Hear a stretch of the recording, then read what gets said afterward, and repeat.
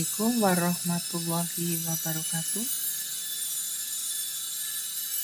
Selamat pagi sahabat PPKN Indonesia. Bagaimana kabar teman-teman pagi ini? Semoga dalam kondisi yang sehat dan bahagia. Oke teman-teman, pagi ini kita akan belajar bersama materi PPKN kelas 11 bab 2 part 2 Dinamika penerapan demokrasi Pancasila di Indonesia. Sebelumnya, saya berterima kasih kepada teman-teman semua yang telah berkenan untuk memberikan like, komen, dan subscribe channel PPKN Indonesia. Semoga like, komen, dan subscribe teman-teman semua dapat meningkatkan semangat kreator dari channel PPKN Indonesia untuk terus berkarya menjadi lebih baik. Dan mudah-mudahan channel PPKN Indonesia bisa memberikan sumbangsih kepada kemajuan pendidikan, terutama pendidikan karakter di Indonesia.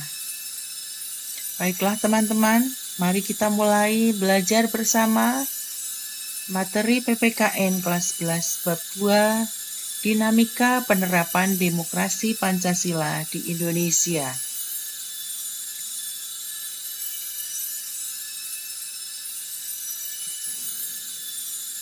Oke teman-teman, dibuka dulu Undang-Undang Dasar Negara Republik Indonesia tahun 1945.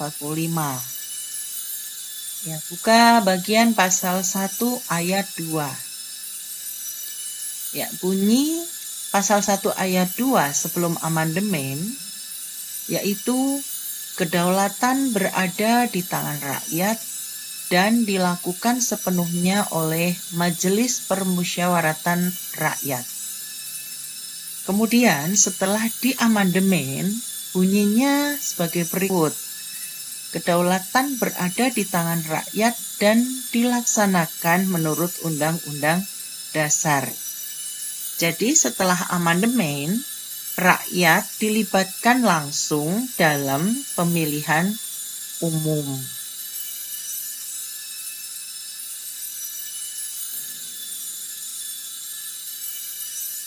Ya, demokrasi Pancasila. Konsepsi demokrasi Pancasila yaitu demokrasi konstitusional. Ya, demokrasi konstitusional berarti demokrasi yang berlandaskan pada konstitusi. Konstitusi negara Indonesia adalah Undang-Undang Dasar Negara Republik Indonesia tahun 1945.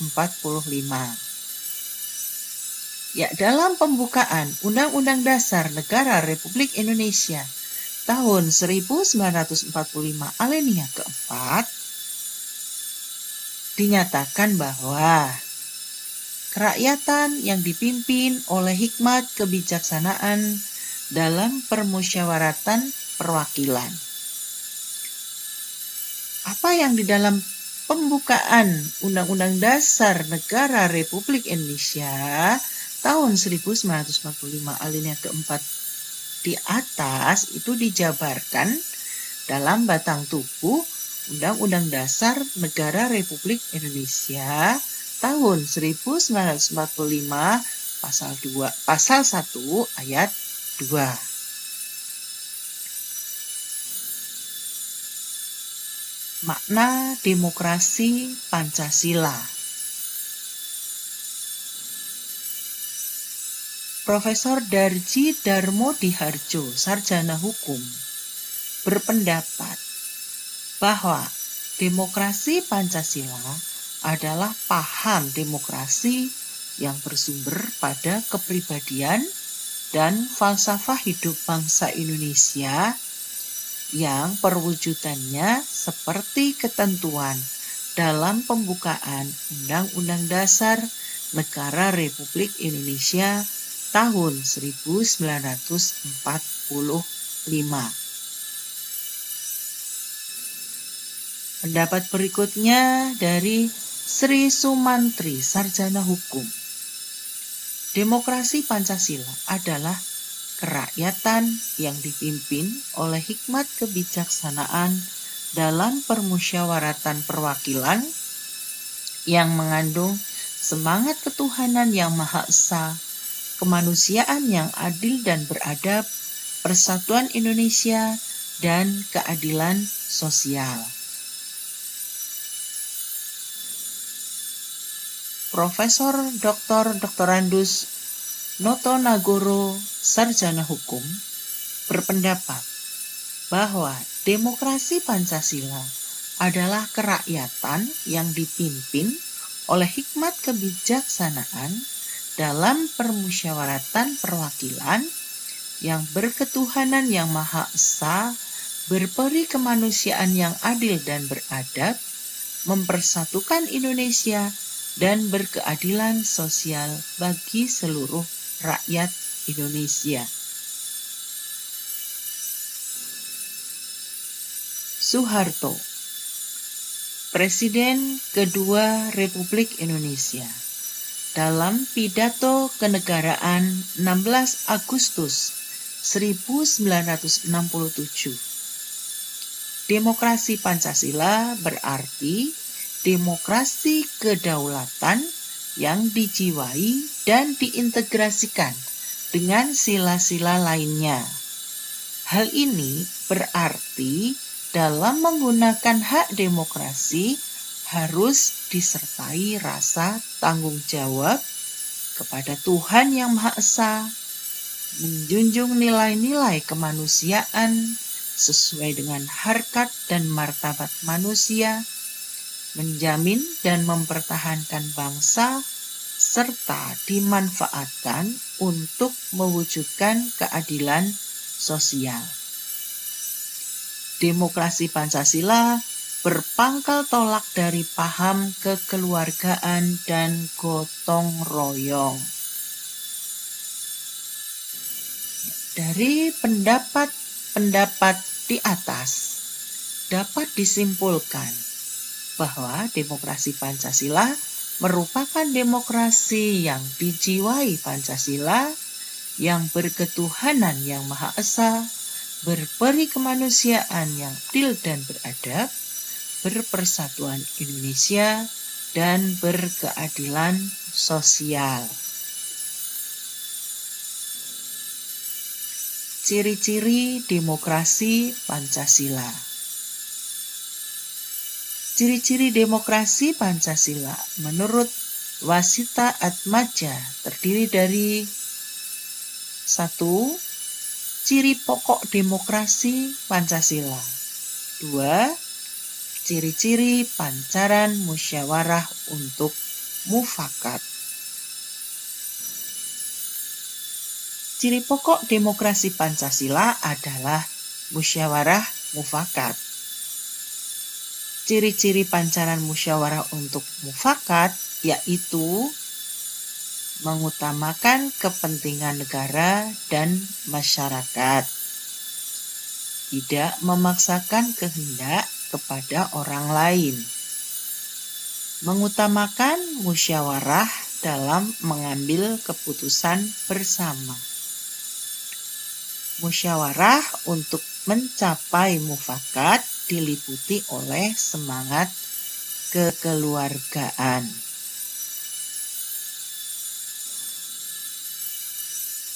Ciri-ciri demokrasi Pancasila menurut Idris Israil. 1. Kedaulatan berada di tangan rakyat. 2. Cara pengambilan keputusan melalui musyawarah untuk mufakat. 3. Tidak mengenal adanya partai pemerintah dan oposisi. 4. Selalu berdasarkan kekeluargaan dan gotong royong. 5. Adanya keselarasan hak dan kewajiban. 6. Menghargai hak asasi manusia. 7. Ketidaksetujuan pada kebijakan pemerintah disalurkan melalui wakil rakyat. 8. Tidak mendukung demonstrasi atau mogok. 9. Tidak menganut sistem monopartai atau partai tunggal. 10. Pemilu secara terbuka, jujur, dan adil. 11. Tidak mengenal diktator mayoritas dan tirani minoritas. 12. Mendahulukan kepentingan rakyat atau kepentingan. Prinsip-prinsip demokrasi Pancasila.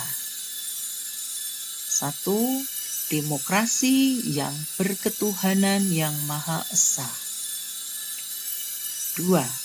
Demokrasi dengan kecerdasan. 3. Demokrasi yang berkedaulatan rakyat. 4. Demokrasi dengan rule of law. 5. Demokrasi dengan pemisahan kekuasaan negara. 6. Demokrasi dengan hak asasi manusia. 7. Demokrasi dengan pengadilan yang merdeka. 8. Demokrasi otonomi daerah. 9. Demokrasi yang berkeadilan sosial.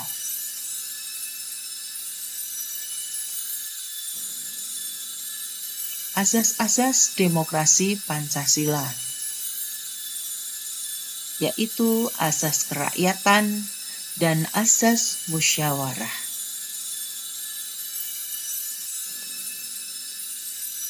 Berikutnya, fungsi demokrasi Pancasila.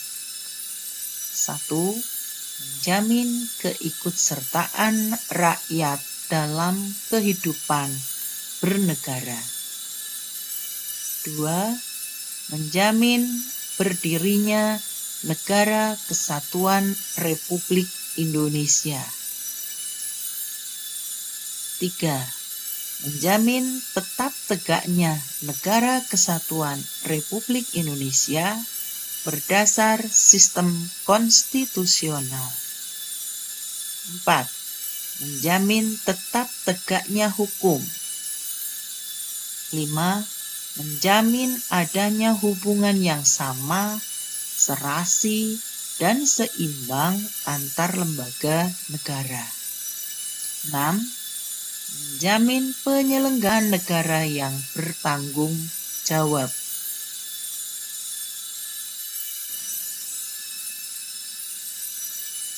Dinamika praktik demokrasi Pancasila dari masa ke masa.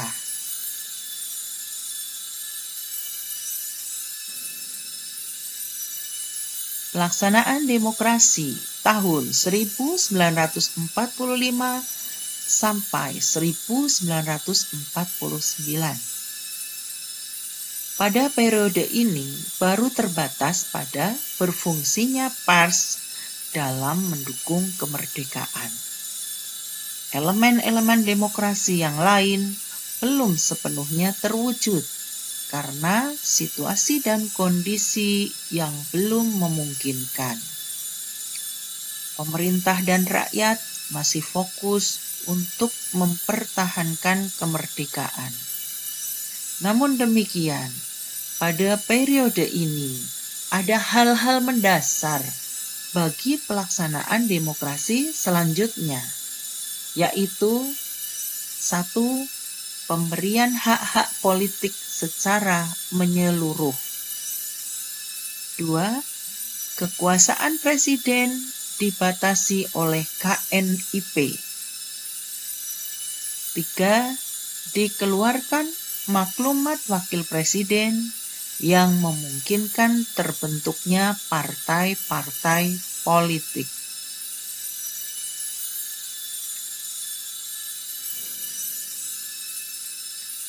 Pelaksanaan demokrasi tahun 1949 sampai 1959.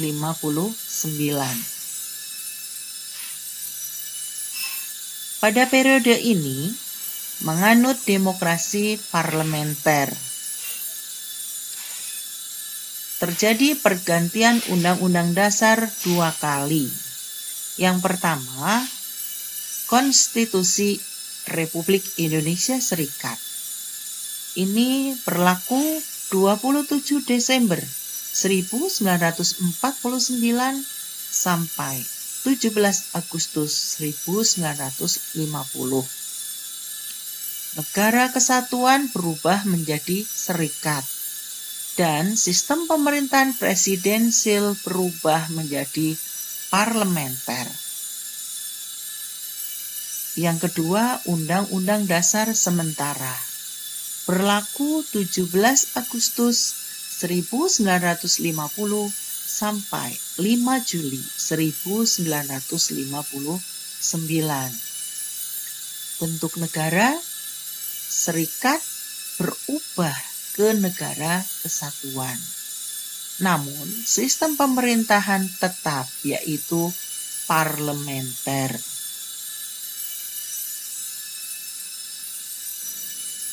Demokrasi parlementer tidak sesuai dengan jiwa bangsa Indonesia, sehingga menimbulkan pergantian kabinet berkali-kali. Partai politik hanya mementingkan golongannya, sehingga pembangunan tidak berjalan. Presiden menganggap negara dalam kondisi bahaya yang dapat mengancam persatuan dan kesatuan bangsa. Maka Presiden Soekarno mengeluarkan dekret pada tanggal 5 Juli 1959.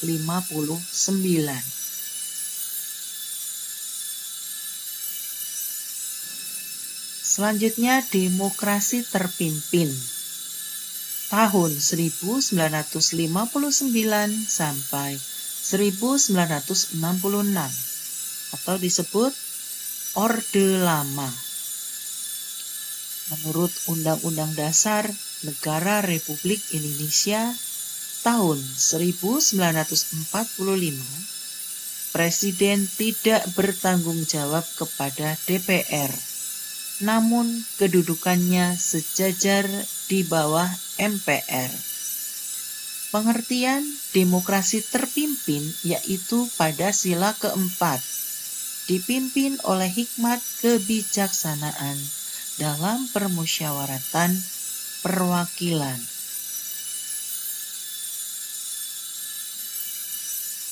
Presiden menafsirkan terpimpin yaitu terletak pada pemimpin besar revolusi, sehingga pemusatan kekuasaan pada presiden.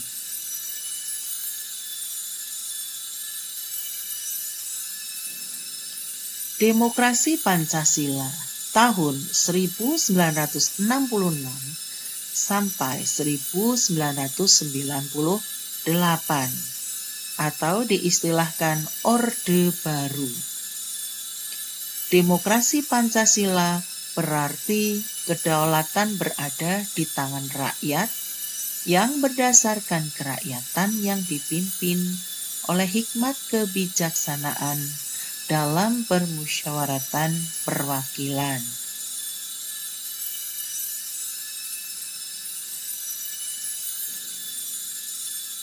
Demokrasi Pancasila Reformasi tahun 1998 sampai sekarang. Demokrasi yang berdasarkan Undang-Undang Dasar Negara Republik Indonesia tahun 1945 dengan penyempurnaan dan perbaikan peraturannya, pemisahan kekuasaan legislatif, eksekutif, dan yudikatif didasarkan pada fungsinya masing-masing. Membangun kehidupan yang demokratis di Indonesia.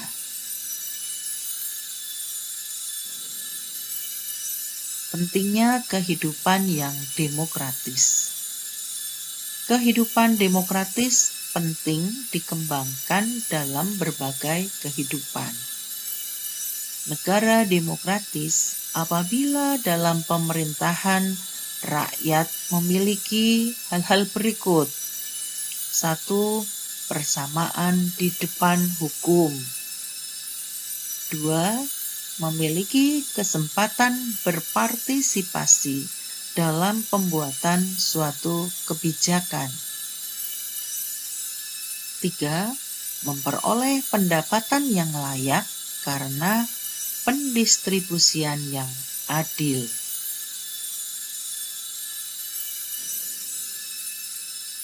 Perilaku yang mendukung tegaknya nilai-nilai demokrasi. 1. Membiasakan diri berbuat sesuai aturan hukum yang berlaku. 2.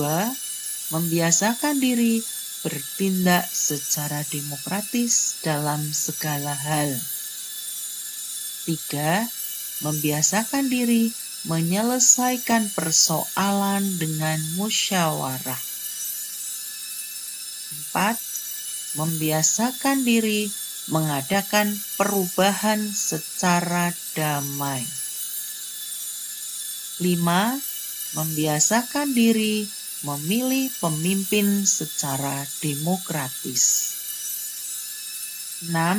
Selalu menggunakan akal yang sehat dan hati nurani dalam musyawarah.